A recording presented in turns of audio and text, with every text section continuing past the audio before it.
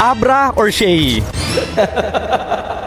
Para sa akin, dahil sobrang may issue to, hindi ako sasagot. Hindi, isa tie. Kasi para sa akin si Abra may ibang kaya na wala kay Shay. At si Shay, marami rin kaya. O meron si Shay na wala kay Abra. So para sa akin, both parehas ko sila gusto as an artist. Parehas ko sila kabatch. At parehas nila ako nai-inspire. Okay, pasya doon. Next natin, Delo or Saito? Talagang totohanan, to be honest na sagot ko para dyan sa skill, sa pagsusulat. Para kay Delo talaga. Alam naman din ng mga tao yan. Pero syempre si Saito, kilala natin, iba pa rin yung puso niyan. Talagang pinagmulan niyan, isa yan sa mga pinaka-kilalang legit na mandirigma, lalo na sa panahon ng freestyle era, di mawawala sa listahan. Pero kung silang ano ni Delo, para sa akin, Delo siguro. Delo freestyle written all around. Delo or Apex? Oy, parehas silang magaling. Actually, parehas sila gumagamit ng mga multis.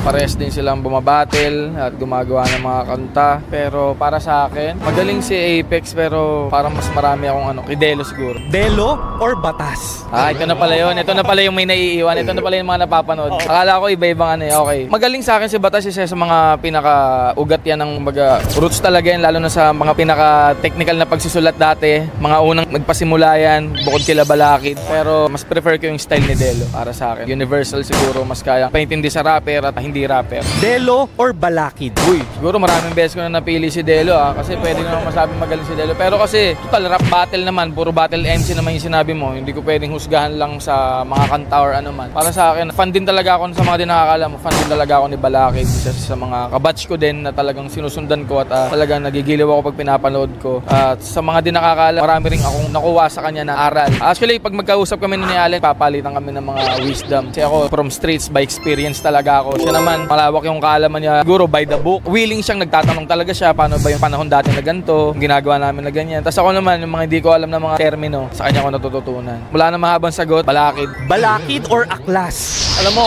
hindi ko pwede ibaliwala yung style ni Aklas. Magaling si Balakid pero syempre matinong rap. Pero kasi yung pagiging unorthodox ni Aklas talagang sobrang out of this world. Di mo masasabing mahinang klase. Kasi siya lang yung merong ganun. Tapos talagang sobrang dumadamage siya kalaban kahit di siya nagra-rhyme, kahit freestyle. Parang sila yan, sa Tekken, sila Yoshimitsu, sila Warang. Iba-iba lang mga yan eh.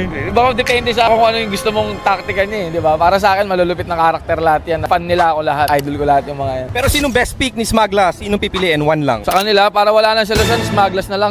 Lahat. Bakit? Kaya ba nila ako? Balakid, Aklas? Balakid, sige.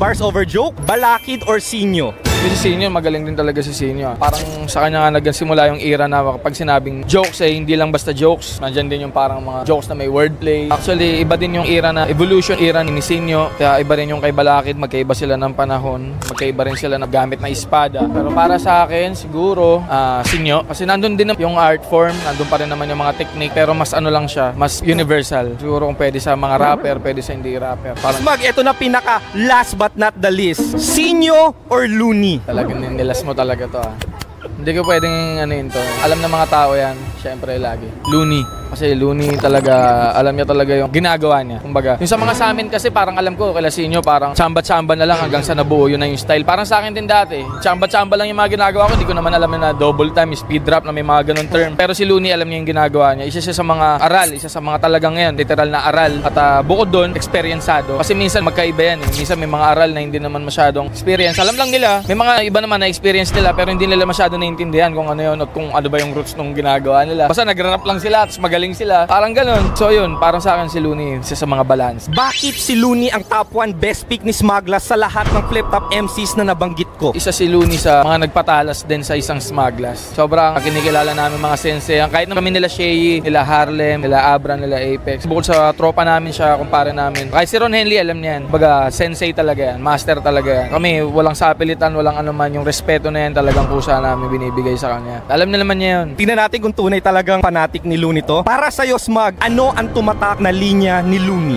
Pagpataya ka na lang ng ending kasi kaya ka lang naman nag-trending kasi nahulog ka sa stage. Pagpataya ka na lang ng ending kaya ka lang naman nag-trending kasi nahulog ka sa stage. Simple pang contest ka lang naman dati. Naging pang latest ka. First time mo please.